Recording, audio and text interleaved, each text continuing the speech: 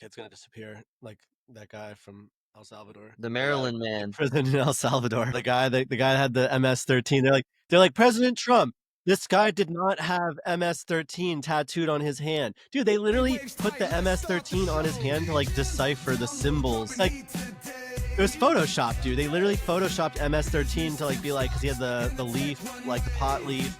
And it might have been MS-13, like probably was. All said and done. No, but like Homeboy still deserves a fair trial. And just because like I can literally go and get MS-13 tattooed on my forehead if I want to. I'm still American and I deserve a Yeah. trial. Well, here's the thing. So when I saw people saying it was Photoshop, I thought they were talking about the smiley face, the cross. I thought that was Photoshop. I had like I couldn't believe that people were discussing if the MS and 1-3 little black letters above were Photoshop. Of course, that was That was literally put there to explain what the actual tattoo meant. Yeah. People are saying, but President, you guys photoshopped that. I was like, bro, are people totally like, Dude, Trump thought that that was real. no, How he didn't. crazy No, is he that? didn't. Yes, No, he dude, didn't. 100% in that interview, he's There. going back and forth. He had MS-13 Yes, yes. tattooed on him. What I listen when he's saying he had MS-13, he's saying the smiley face for No, the. he's not, dude. Go back and listen. He's straight. No, dude, he's Let's say this: this guy is. I have no problem with this guy being thrown out. I mean, he's not a. First of all, no, dude, he's not, fair trial, dude. You can't just throw someone out. he's not a citizen. He's He's literally. married to an American citizen, bro. And I don't think she's a actual. It doesn't. We don't have to go down that rabbit hole. I mean, there's probably like 50 million Put him real. on trial. He's guilty. Get So him out of this country. No debate from a me. judge already said he has no right to be here like 6 years ago. But the way our immigration system is set up is a judge can literally say you are illegal, you have no right to be here, and there's no recourse. Like, okay, you have to leave. All right, and what if I don't? Well, you'll get another summons 2 years from now, and then you can appeal, and you get another summons 4 years later, and then maybe 20 years later, we'll actually do something about it. That's kind of how the immigration They system. just need a better process in place. Like, Yes. regardless of what happened in like the Listen, past, we need to find I like the shipping people out of the country. I like just that. ship everyone out who has tattoos. No, no, no. Anyone who is so here's the thing. El Salvador went from San Salvador in El Salvador was the most dangerous city, and El Salvador was probably the first or second most dangerous country in the um in the entire hemisphere on our side, right? Within the North and South Americas. Today, El Salvador is by far safer than the US. It's safer than Denmark. It's safer than Sweden. It's safer than definitely those. It's safer than every other country in Western Europe. And the reason is because they rounded up the really obvious gang members and put the fear of God into everyone who wasn't extremely obvious. And all of those people ended up coming to like Mexico, Honduras, and the US. And the only proper way to deal with those people is to ship them back to the nice state of the art prison that they have in El Salvador, and let them take care of their own people. That's just my like.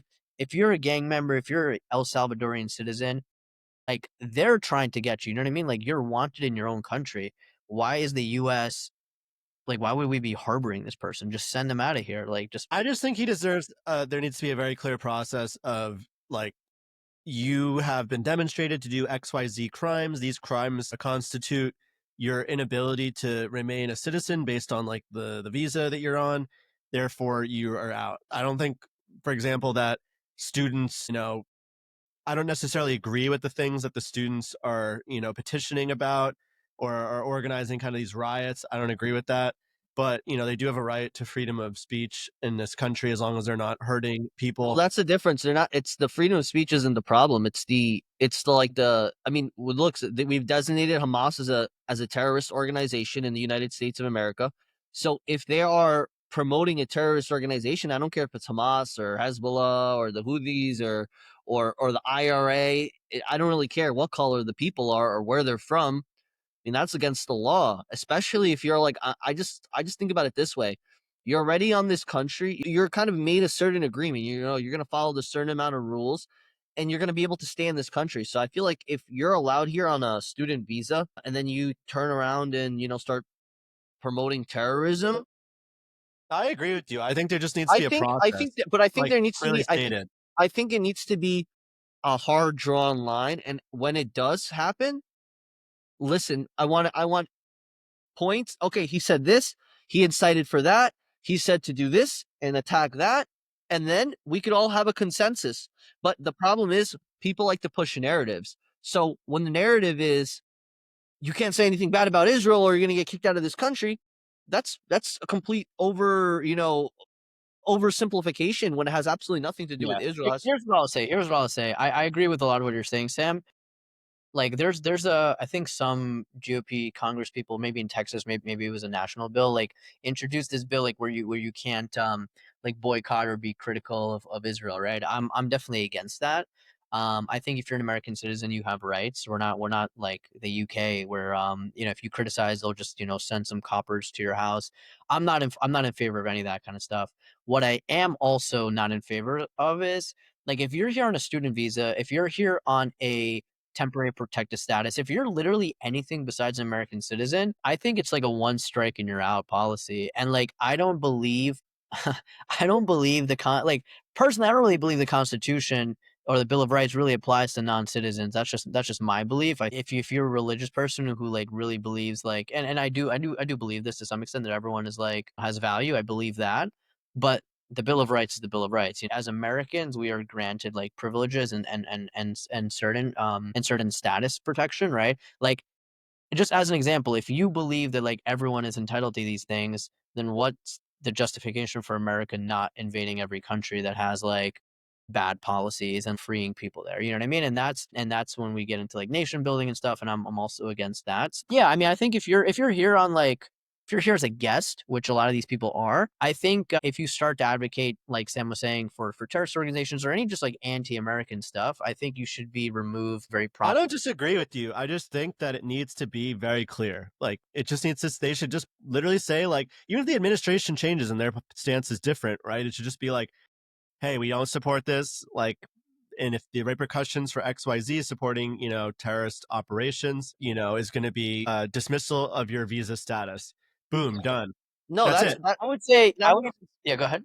no. I was just gonna say, like, in my opinion, it should even be like way more broad. Like anything that sows division in the country, that sows strife, whether racial, economic, whatever, you should just get out of here. Like you should just be I removed. think there needs to be like a precedent though, because like I think the only problem is you start to introduce. It's like when a cop pulls you over and they're like, "You were doing drugs," and it's like, "No, I wasn't." And then the cops like throws the drugs in your trunk, and you're like, "You're out of here."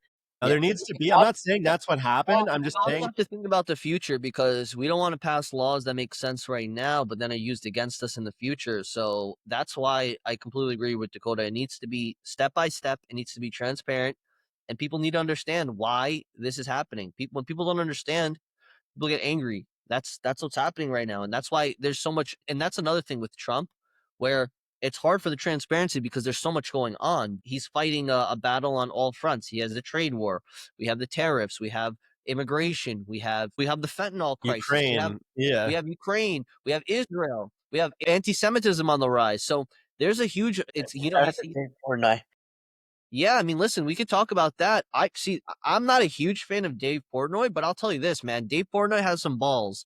Like he knows right now the quickest way to lose followers and the quickest way to lose clout is to be openly Jewish. Like if you're openly Jewish and you're not like one of those self-hating, just forget I'm a Jew. You know, one of those people like the comic Dave Smith or the Benjamin Finkelsteins of the world, but a lot of those, the self-hating ones.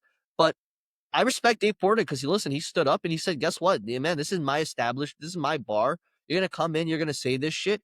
He's gonna hunt you down, man. Scorched earth. We're done playing games. We're playing games.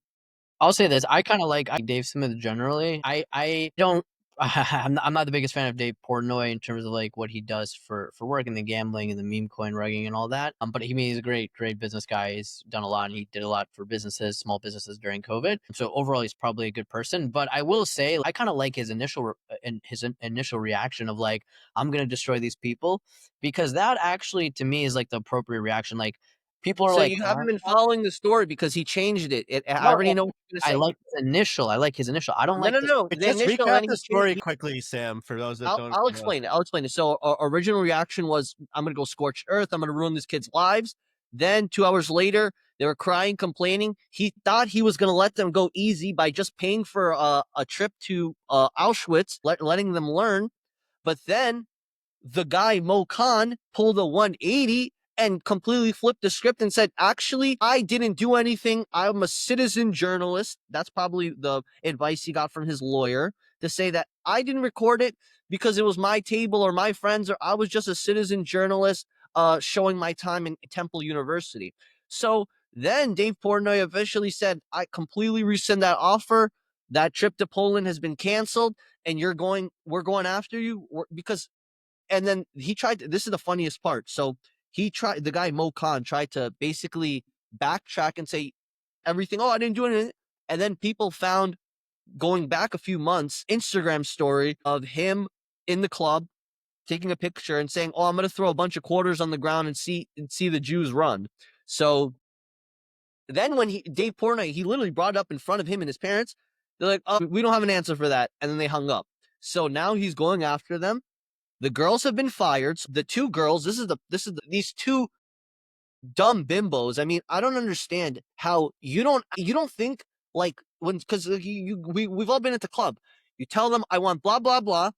They're obviously have to go, and they checked out with the manager. They checked out with the people. Whoever they tell to put the little things in order, spell out the words, and Yeah. nobody stopped it. Nobody had a problem with that. So those two girls have been fired. Mike Wade, the guy who was tagged, they tracked him down, and apparently he wasn't actually there, but obviously he's friends with these guys. And so Yeah. that's So I'll say this just to give full context. Like, someone at the club put a like, go to the club and you get one of those signs. The bottle girls bring it out with the bottles, and it said like "F the Jews," right? I mean, my take is very simple on this. I believe in like freedom of association. I believe that like businesses have the right to kind of like, private businesses can like, reject people for whatever reason. That, isn't really what we have in this country. But so I think, like, if you go to someone's business establishment and do something like that, as the owner, I mean, you should be able to do whatever you want, like, within the legal limits.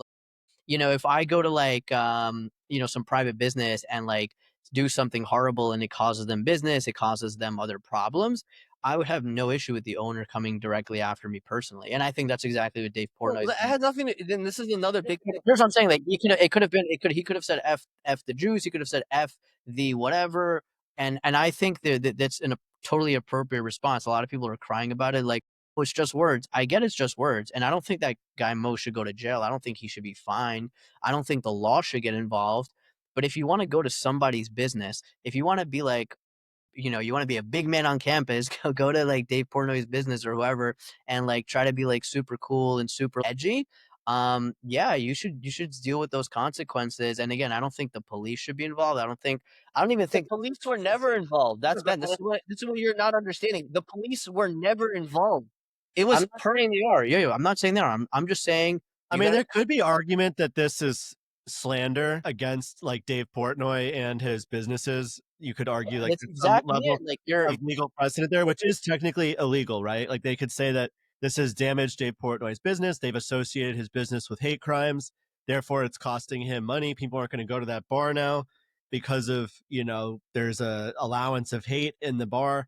Like you can argue that very clearly and legally. I think the issue it's a civil. Yeah, I would say yeah, it's a. it could be a civil issue, right? And Dave Portnoy obviously is very wealthy, and like he can make a big problem for these people. If you have money, you can control a lot of issues in the legal system, and he can definitely make their lives super difficult for a pretty long period of time. And if they don't have the capital to fight him, we're they talking to probably don't. yeah, we're Then talking about a guy who bets $1 million a game. yeah, You and a think million in the legal system is a lot against someone exactly, that's that what like I'm saying. doesn't have that.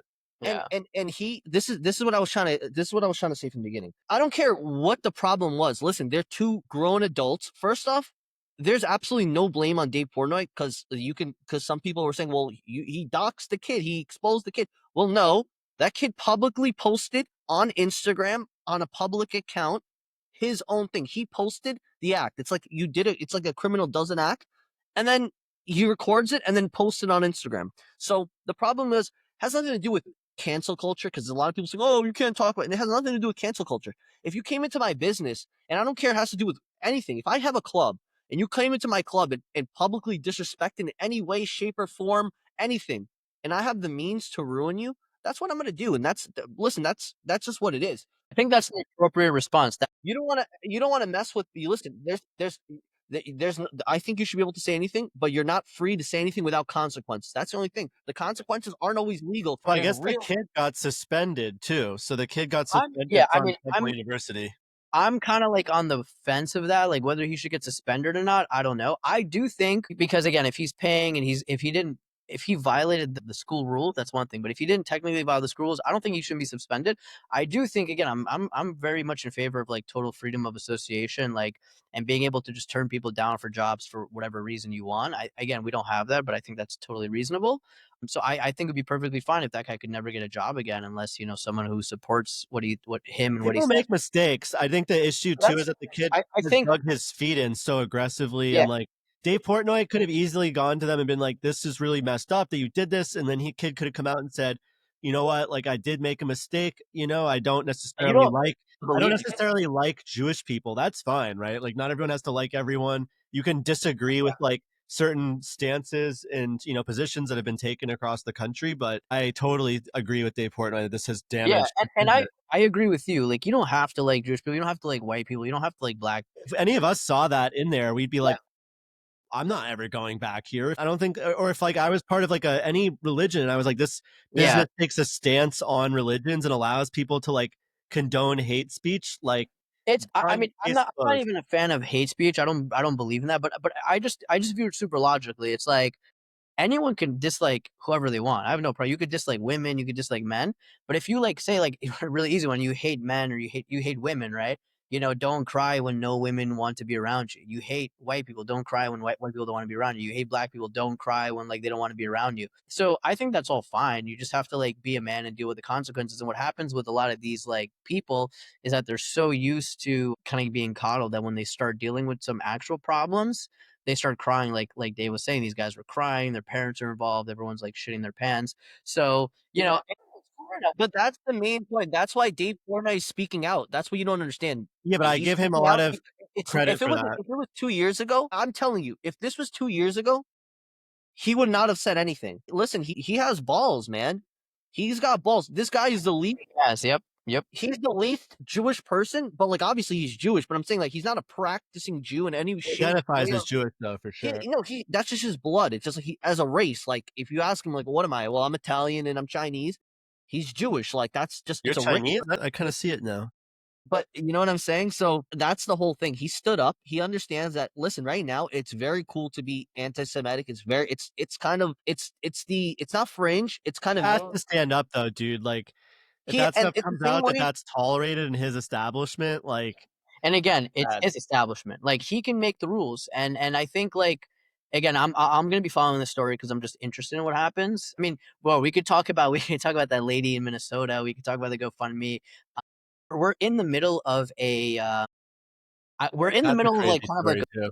that is a great Let's get story. to the markets though. We haven't really talked much about markets. I want to talk about Warren Buffett Yeah. stepping down, and then Ben, you were just in Nebraska. So tell us about that. Yeah, exactly. Happy to take over. I touched down in New York this morning. I was in Nebraska and Omaha over the course of the weekend for the Berkshire Hathaway annual shareholders meeting. It was my first time there. It was super cool. My first time ever really in Nebraska, and that place was packed. I mean, going into it, like the reason I went was unfortunately I never went when Charlie was still alive, and I was kind of thinking, man, like I really feel like Warren's probably gonna either step down or something, and I really wanted to go and make sure I saw that, live, because I do like Berkshire Hathaway. I mean, personally, Warren, Charlie, what they've done is, like, kind of an inspiration for myself in terms of what I would like to build in terms of the investing business, but it was great. There was somewhere like 40-50,000 people there, it's the busiest Omaha ever gets. I met a ton of, like, really, really serious people there, and one thing, that's funny is like you go to like places like New York, Miami, LA, and there's like obviously a bunch of rich people, but they're very flashy.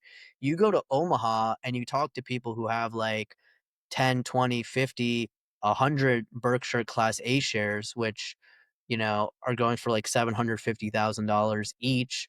And they're like very quiet, they're not like, You know what I mean? They're not over here in the rented Lambo. They're not over here in whatever. They're just regular people who just bought into these shares a long time ago, and they've been riding the wave. But yeah, it was a historic moment. Right at the very end, Warren announces that he's stepping down at the end of the year, and the CEO Greg, I forget his last name, is going to be taken over. So super historic moment. I mean, do you guys have thoughts? Like, I don't know how closely you follow Buffett and Berkshire, but what do you guys think about him stepping down?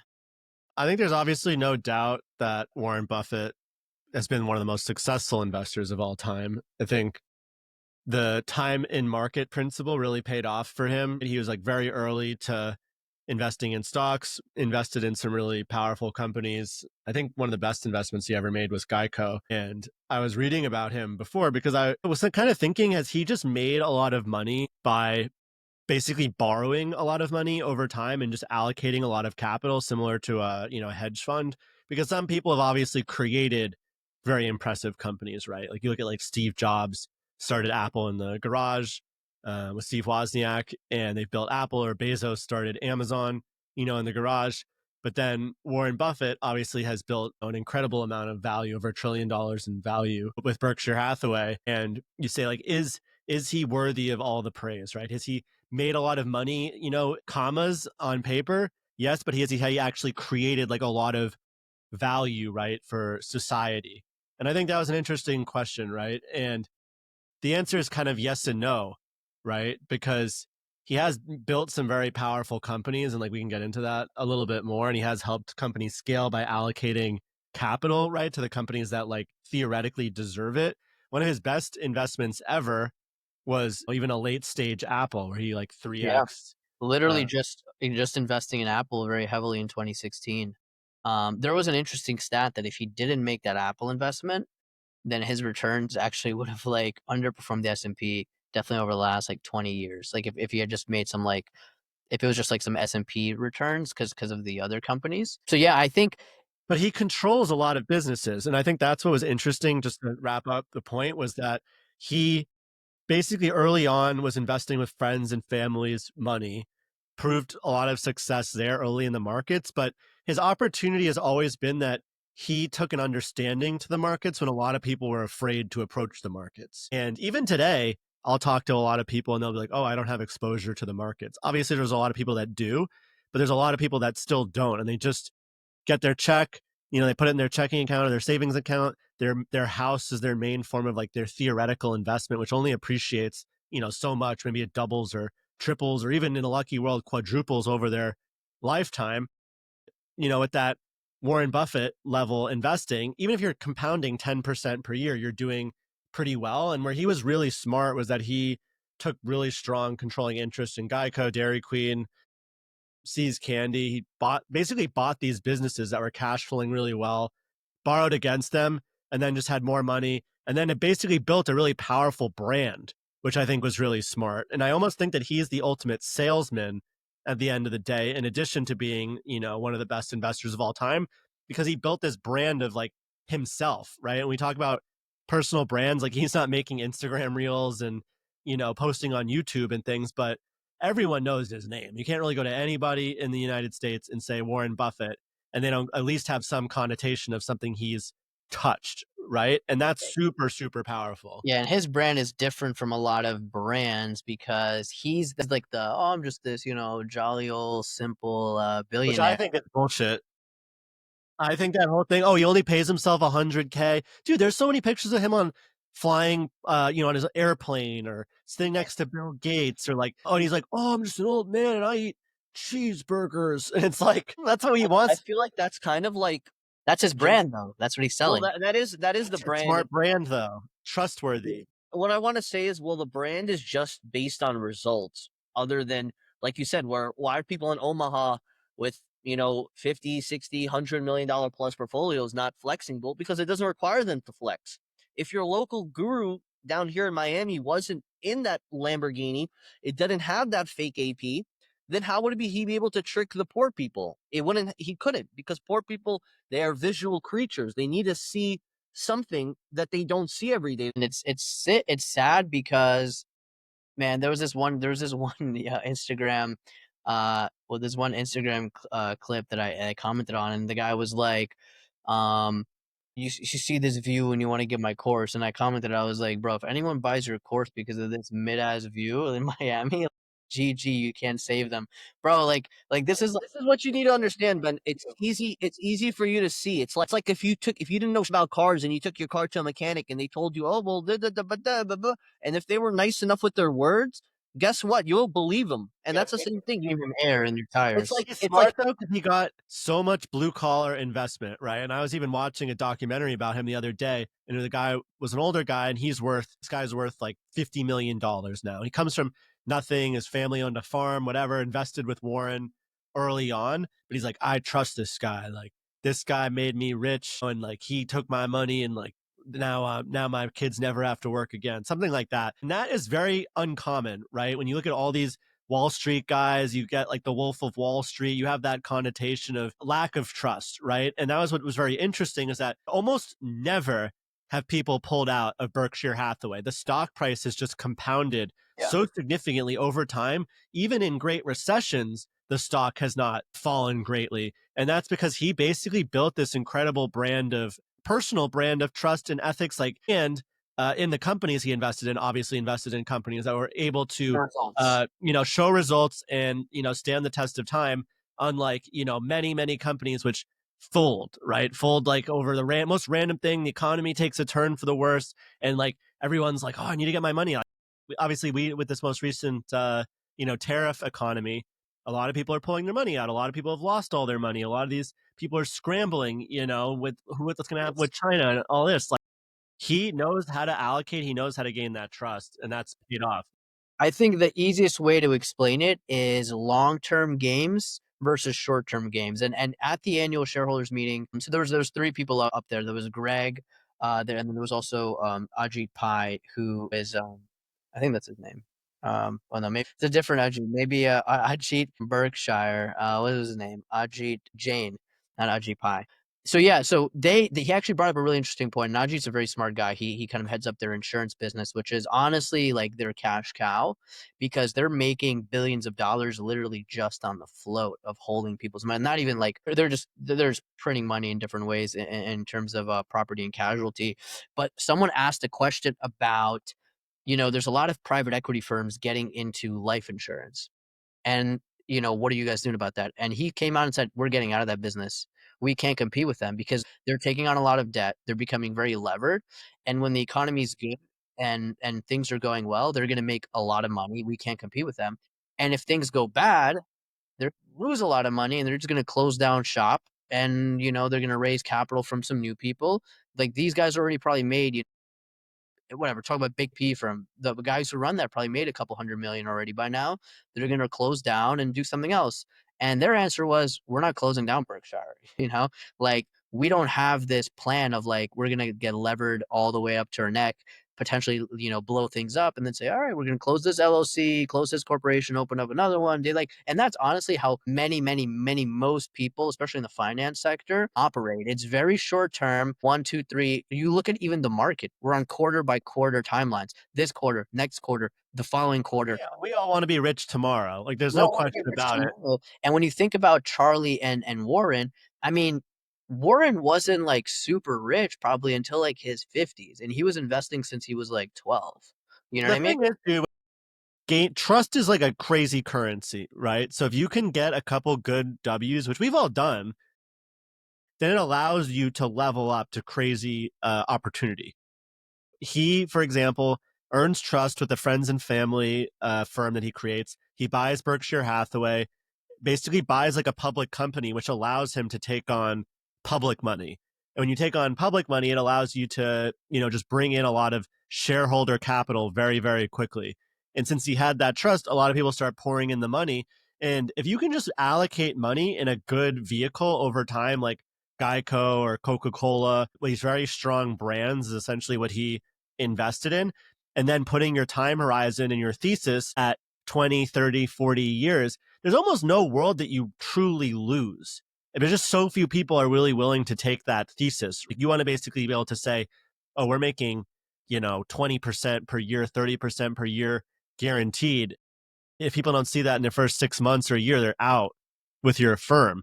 But I would just say that if like it'd be interesting if one of us kind of took that stance, and like, I wonder how hard it is to kind of take this ability to build a firm like he has and build that trust. 'Cause it just seems like it seems like a much easier way to make money is to basically build trust and then just get a lot of other people's money and then just take, a percentage of that capital. Well, so it's funny you say that because Warren actually was talking about the way Berkshire is structured is it's partnership isn't really the correct term. It's a corporation that issues shares, right?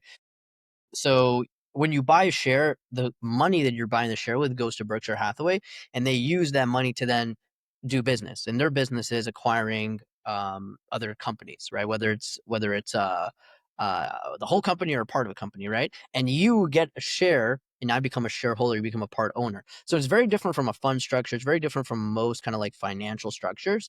And somebody asked him about the kind of like typical fund manager, hedge fund, and honestly, he was saying, yeah, it's a really great business if you're the person running it because you Yeah. don't have any of your money. You charge them money no matter what. Like the management fee, 1%, 2%, whatever.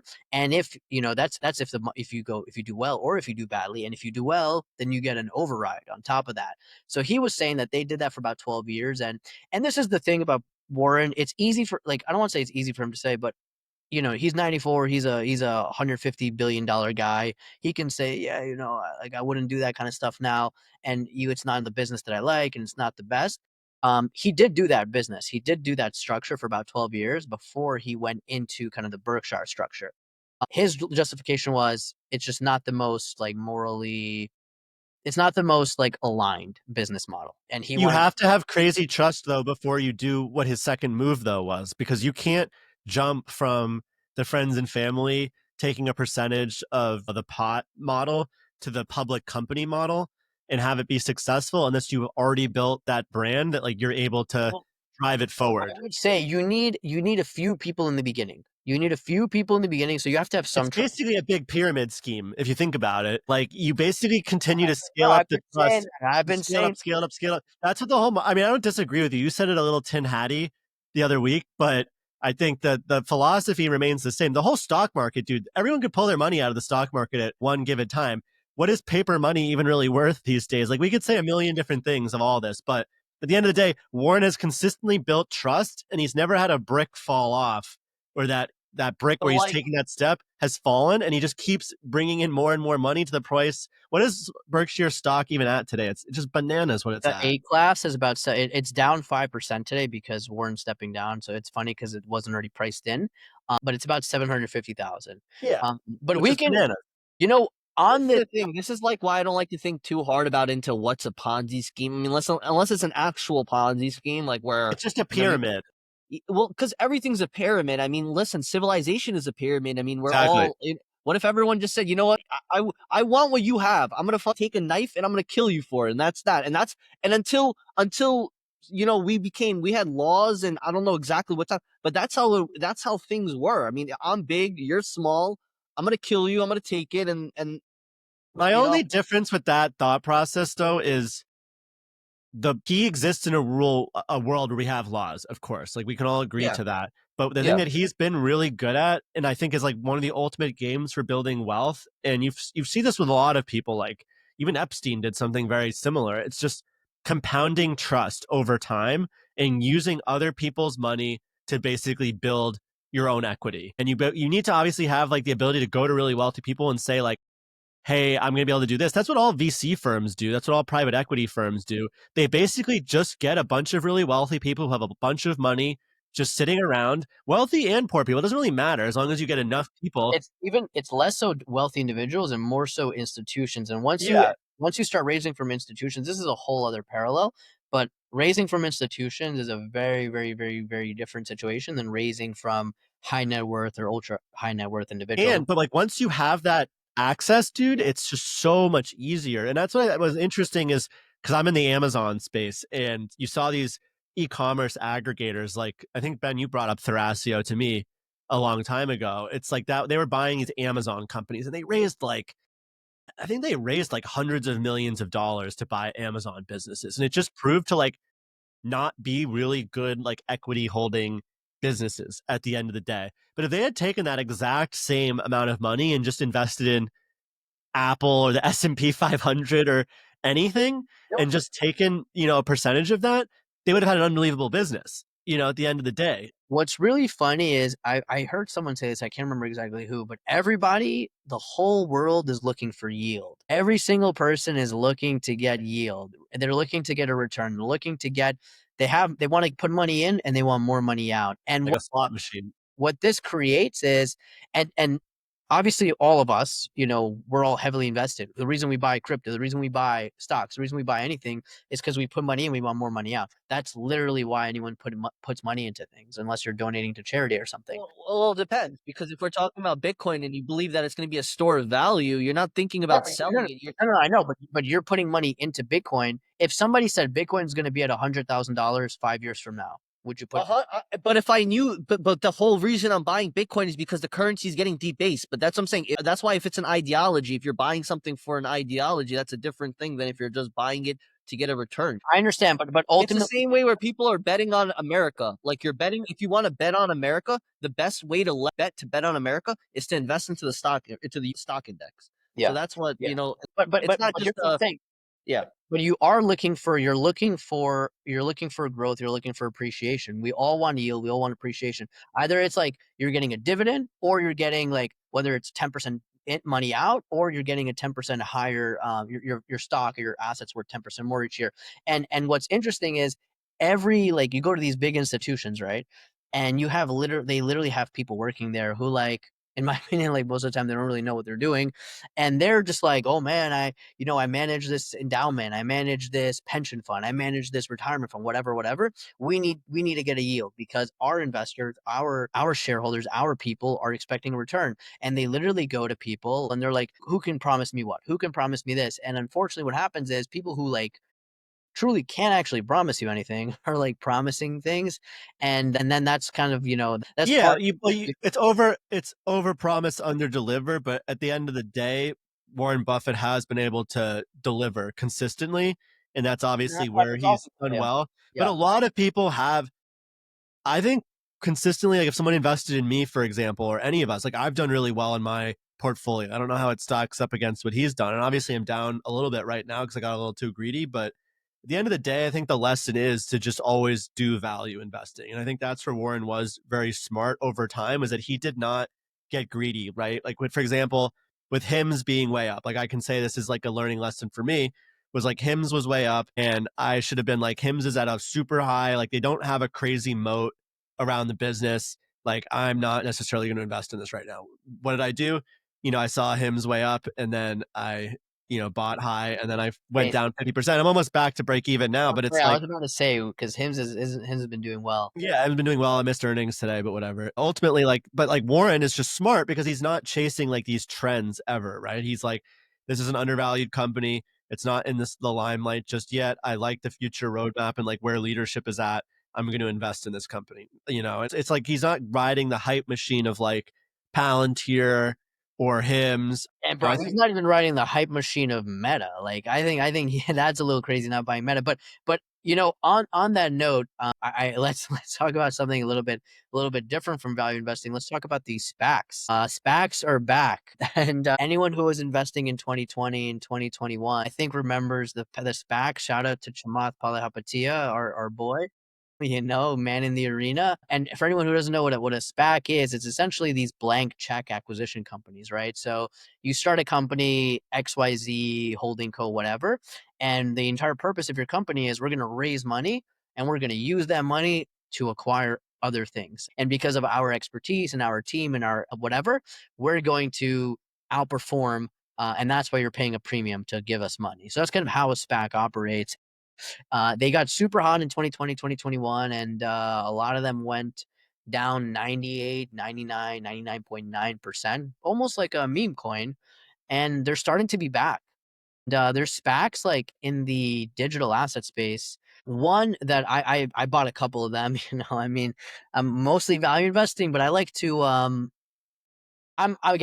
we've talked about this before. I'm very bullish on crypto over the next few years, and I'm on digital assets, and I'm happy to put money into digital asset SPACs with a timeline that I'm getting out within 1 to 4 years. Cantor Equity Partners is probably the biggest one that I've come across.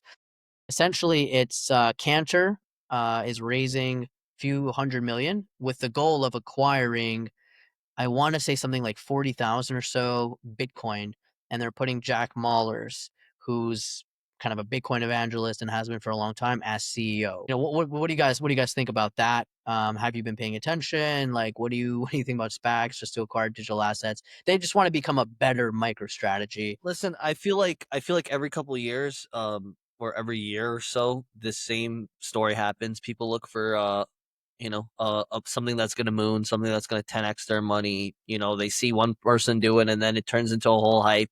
If it's not this, it's NFTs or meme coins or whatever it is. But I mean, listen, why settle for some? I mean, listen, I mean, why settle for anything that's kind of a copy of MicroStrategy? Listen, if you really want the actual exposure, buy Bitcoin. And if you want the leverage exposure, buy MicroStrategy. But I wouldn't really see the big reason. I mean, maybe for holding it for a week or two for some profit, something like that. But I don't know about holding these SPACs long term. I think there's some interesting stats that we should look at. I'm just going to read these off. But as of April 2025, 50 SPACs have raised a total of $8.7 billion, more than doubling the amount raised in 2023. Dominance in new listings, SPACs account for 59% of new listings in 2025, with 27 IPOs raising $4.8 billion. So it's clearly a ton of money going into these, right? Even a lot more than the last theoretical bubble we saw with these SPACs. I would say the one with the most attention is the one that you brought up, Ben, the Cantor Equity Partners, basically saying they're going to buy a bunch of crypto. I think that, I said this last week with my tin foil hat, situation where I think there's some, weird exposure between Cantor Fitzgerald and the Trump administration. Obviously, Trump has been super pro crypto, right? I have a lot of holdings in crypto, so just disclosing that I would benefit greatly from this being created. And, I'm not necessarily not in favor of being created. I think it's just a little sketchy that, the former or the creator of Cantor Fitzgerald or the manager, is aligned to the Trump administration. And, they're going to make legislation that seems to benefit that. We're also seeing, interesting legislation right now with stable coins. And for those that aren't aware of what stable coins are, basically it's like a cryptocurrency that stays at almost like an absolute $1 yield. So you basically can take, a dollar of USD, United States dollars, like a piece of paper with a, one written on it, and then transfer it into the ether. And now it's, $1 that exists in, the crypto universe. And the reason that the legislation is not getting passed right now is just because people think that it's being used for money laundering, which is most likely true. But obviously, there's also a lot of other use cases of stable coins transferring currencies between different forms of currencies, and big businesses exchanging funds. One of the biggest ones is Tether, and Tether makes literally like billions and billions of dollars doing this process, which is kind of crazy. They're basically printing money out of thin air. And I'll go on record quickly for I actually avoided USDT for a long time when I was going into stables. I would always go into USDC, went in some other ones, but now it's just USDC. I always just had a bad feeling that Tether was never really one to one.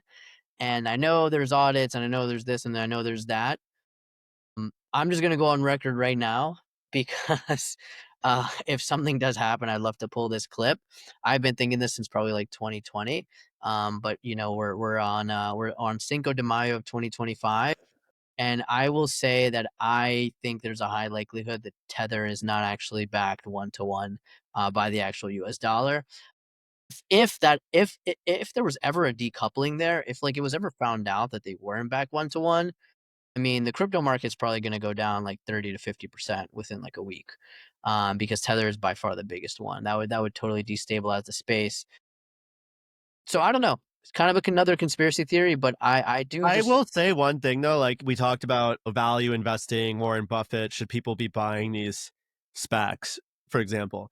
I think you should be limiting your exposure to these SPACs, right? I don't think it's something that you should ever put more than like with any stock, you shouldn't necessarily put more than you're able to lose, right? But that being said, if you're going to put money in the S&P 500 or you're going to invest in index funds, or you're going to buy like Apple or Meta or any of these things, like you can go heavy. That being said, there's decent upside. These are legitimate entities. Anything with crypto, you should not be allocating more than, like, depending on how old you are, I would say more than like 20-25%, and that's high, right? I think a lot of people would say 10%, 5%, but It's a personal choice. It's more just whatever you're willing to lose, right? Like some yeah, people are willing to go back to zero. And but a lot of people are willing to lose it until they lose it. I think that's like a big lesson for a lot of people is like if you imagine your bank account just went to like zero in these things. But that being said, like, is there probably some shady business with the Cantor Fitzgerald SPAC? Like, do a lot of people wish they bought Trump coin? Is this going to be like the next theoretical Trump coin? Like, very I don't think possible. so. I mean, their goal is to buy Bitcoin, right? My bigger concern with these digital acquisition companies is that okay, MicroStrategy is buying Bitcoin, Cantor's buying Bitcoin, public companies are putting Bitcoin on their balance sheet. There's millions of Bitcoin lost. There's millions and millions and millions of Bitcoin that top holders have that they're not planning on selling. Like, are we about to run out of Bitcoin? We're mining smaller and smaller amounts. So it's becoming more and more like a Ponzi. And like I said on the previous episode, a Ponzi that never blows up just is a successful business, successful investment, whatever you want to call it. So I'm getting concerned. Like we see MicroStrategies bought more Bitcoin at 95,000. Like his average price is like 70,000 about. And it's getting to the point where, damn, there's going to be like no Bitcoin. And what's going to happen is one of two things.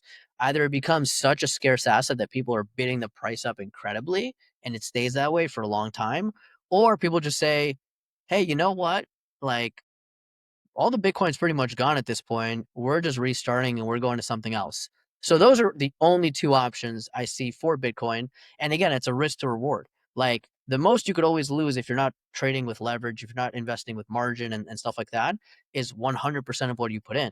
The most you can gain on any of these things is infinite. So if it's like a 50-50 chance Bitcoin goes to zero or Bitcoin goes to a million, the correct answer for anyone who has any sense of like risk tolerance and isn't like zero on that scale is to buy because it's at 100,000 right now. The asymmetric risk seems there that Bitcoin will go up over time. And I think a lot of people are unsure of that, but it just does seem like it will eventually go to like 250,000, 300,000, whatever, versus it going to zero at this point. Can I say one thing? I feel like we're going to look back at this in like 20, 30 years, and how we're talking about Berkshire Hathaway is how people are going to be talking about Bitcoin. He's like, man, I was spending my money on Ethereum, chasing meme coins, chasing this. If I only would have just held my Bitcoin this whole time, I would have been exactly how people feel when they could have bought Berkshire Hathaway in 1986 for $2,000 a share. But does Bitcoin have real equity value? I definitely think it does. I think that is Just the fact that you have to say, I definitely think it does, is the Different story. problem. Like, the thing is, like, does Coca-Cola sell like a shit ton of drinks every year? And like, do they make a lot of real like no, money? Yes. But does course. Bitcoin like really do anything? Does gold really do anything? I don't know. Like, not really. Not But at the end really. of the I day, mean, what do diamonds do, bro? diamonds can be used in like Diamonds. pools and things, and they can be used in like No, different but electrical now equipment. that we've made And it's shiny, bro. no, but now that we Bitcoin is not now that we shiny, can dude. make When them. you go to the club, are you wearing Bitcoin? Diamonds on me dance. No, but that Bitcoin. but like You this don't is have Bitcoin on your watch. but this is the thing. Oh, you show the girls your wallet. That's Yeah, what yeah. Dak You have play. no ability to really flex Bitcoin, which has always honestly concerned me. And I always thought that'd be a really good business, is some type of like way to flex your Bitcoin. Like, how do you go about, like, you buy other assets, I guess, with Bro, but you Bitcoin, could but do that right now. Anyone who's got, anyone who has money could do that. They can be like, "Hey, let me pull up my Bank of America. I have $3 million in there." Or you want to see my it's just not as cool though as having like a bunch of like gold bars or like diamonds or I don't know. I other don't think, stores of value. bro, you're talking to a guy with a lot, like I have gold and have diamonds, and I feel like Bitcoin is just so much cool. I mean, I don't know. Young Michael Saylor over here. I think also one other thing I do want to bring up with Michael Saylor is I like the guy. I think he's interesting. I think he's taken a very strong stance, but a lot of people equate him to like almost like Elon Musk, where there's a lot of uncertainty with his character. He has like an interesting background. He's not, part of the traditional financial, bro institution structure. And I think, you know, Cantor Fitzgerald was a very interesting opportunity because like they are part of that like traditional Wall Street market fund group.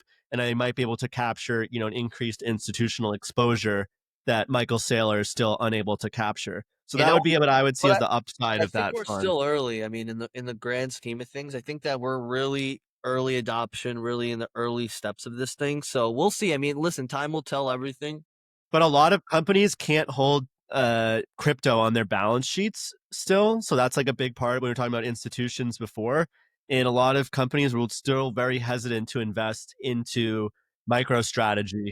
It's funny that a lot of people like this is a good point that me and Sam are talking about. It's like it's crazy. Bitcoin's at 100K. You have big institutions still being like, "Well, we don't really know about it too much." It's like people are so late. Like this is what I tell people.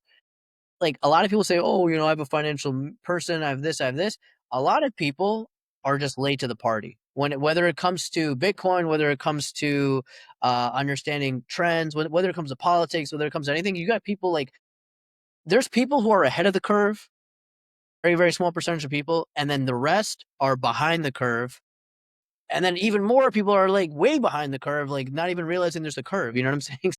So this is the But kind of like, situation. I want you to understand, there is a wide, this is because you have to step outside of your worldview. There is a huge amount of people where it's so irrelevant. Like they go to work, they're mindlessly working for 8 hours, they go straight to drinking and eating, sleeping. Like it sounds very sad. It's like it's a sad existence, but that is the life. Like we live such blessed lives where you could do all the different activities and you can let your brain wander and think about all the possibilities and what's a good. But so many people, and if they're not doing I what don't think we live.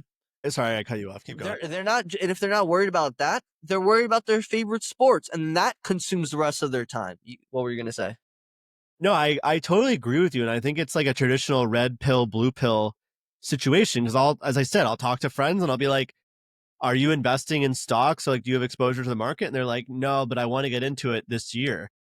And I'm like, get into it this year. You literally download Robinhood on your phone and you can start owning stocks. And like, it's like, just start reading about the markets and start, what do you believe in? Do you like AI is the future? And they're like, oh, for sure. Like AI is the future. I'm like, okay, well, buy like some AI exposure, like buy into an ETF with AI exposure if you want to feel comfortable with that. Like, how are you compounding your wealth right now? Oh, I'm going to work. I'm like, going to work is not enough these days. Like if you really want to like escape the 9 to 5, like part of why not if I was fully escaped it, but part of like why I've been able to like do as well as I have is just like putting money in the market over time has just built itself up. And like if everything else fails, I still have that, you know, investments that I Yeah. have. And again, I'm not here to judge. I'm not here to say anyone should not be working in 9 to 5. I don't believe No, you that. should, but in tandem to I think investing. everything is fine. People can live however they want. I actually like again, if I'm not the police. I'm living my life. I'm running my race, and I'm happy to race against my own like potential. But I'll say this: in the world that we have, in the financial system that we have, where growth at every cost is the name of the game. We're importing people who have no reason to be here for the sole reason of growth, growth, growth, GDP growth, growth, growth, growth. And most of the time, it's not really true. But that's why we have a deficit because we're literally taxpayer dollars are funding their existence, so they can go and use those taxpayer dollars to fund and spend money on like businesses. So the stock market grows, but the deficit grows. Like that's literally the type of society we have: growth at all costs. If you're not taking part of that growth, and while that growth is happening, your money is being devalued through inflation because of the way that growth is being generated. If you're not invested in the upside, you are literally going against a trend. Now, I'm not the type of person that's like throwing money in the market and it's going to do 10% a year. It could go down, it could go up. The last 20 years might not be the next 20 years. But the system that we have currently, the global financial system, is 1000% relying on growth at all costs. And if you're not taking part of that growth, you're literally going downhill. And that's why you can't out earn the destruction and the debasement of your currency and of the value that you're accumulating It's unless just not, at the end of the day, it's just not some people's goals. That's the main thing. Some people, they people don't, forget they even, even if they don't, even if they do understand, everybody know, oh man, I should put away, I should put away, I should, da, da, da, da. Even they don't have to think about, because thinking about the stock market might be already out of their reach. Even thinking about putting it away for a rainy day fund. Even for their Everyone can college, have some exposure. even for their kids' college fund, they're saying, you know what? I'd rather have my F-150. I'd rather have my 2-3 vacations a year. I'd rather have this. And I know people like that. I know people who are like, I could invest, but I don't care. I'm gonna live my life and I'm gonna spend my money. Like I know girls like that. I know girls. Anyone who doesn't have some exposure to the stock market is dumb. I'm I just mean, gonna say it. I yeah. really do believe that. So you have to have exposure to a vehicle, to an asset class that is on the correct side of that growth trajectory, right? You can't have something that's only going down, like Well, dollars. dude, the funniest thing is a lot of people. Go down that much compared to other currencies.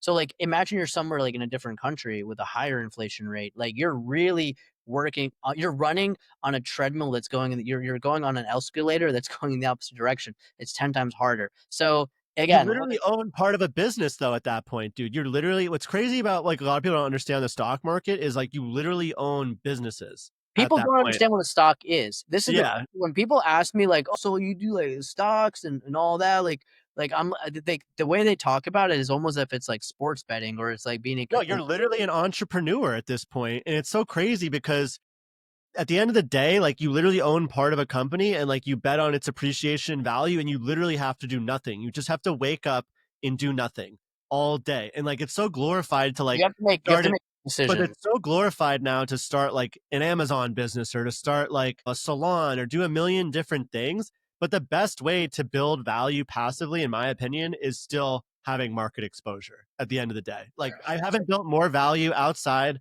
of having my positions than I have in my e-commerce stuff. I take the money I make from e-commerce, goes right into the markets. I take the money from my agency, goes right into the markets, and that's how I've been able to double, triple, quadruple, my net worth over time. And when people see that, they're like, I don't really understand. I'm like, bro, just sit down and like try to understand. Like, how do you not sit down and figure that Without out? the market, like I would have, I mean, again, without compounding, without exponential results, without extreme appreciation, it is very, very, very difficult to become wealthy in our society unless you're getting paid. Like I would say the low end of what you have to get paid would be like 5, 6, $700,000 a year to become wealthy, and that's assuming you're not spending that much without like market exposure. So it's just the only option in our current system. And again, I'm not saying you should invest in S&P 500, you should invest in this. You have to make those decisions for yourself, but you have to have market exposure to some kind of market. You could even do real estate. You could do whatever, like whatever is on the correct side of that I curve. don't think real estate's worth it. I just think the real estate market right now is too much But of a there's always money to be made in real estate. Like again, like it's real real estate estate's more of a development business. or Real like estate's more of with a like business. You can buy well if you find a property that's undervalued and you can add value. You can buy it for 800,000. Put 100 hours of your time into it, and now it's worth 1 million. You could get a loan out and do that. Like such a there's headache ways though. to make money. No, but it's a different. It's and Warren Buffett was literally talking about that at the meeting where he's like, like the risk, the time, it's not worth it. But again, for one person, it might not be worth it. If you are a handy person, if you can do the repairs yourself, if you like that kind of stuff, could be fun, could be worth it. All I know is you have to have market exposure. You have to have exposure to appreciating assets. Guys, we're coming up on an hour. I want to hand it over. One final question. We're recording on Monday. I think the market closed red today. The 9 days prior, it was green every single day. What do you think is happening? Is this a bull trap in a bear market? Are we going to be going back to all-time highs? What do you guys think? I think that we were in the downside was I think we were completely oversold at that point, really. I think that there should have been a nice drop, probably around the somewhere in the 5 to 10%. We dropped about almost 15 to 19%. We had maybe even 20%. Some companies a lot more than that. I think it was oversold. I think that it's going to be a very volatile on good news. We're going to see huge rallies, and exactly like something bad's going to come out. Trump's going to say the wrong thing.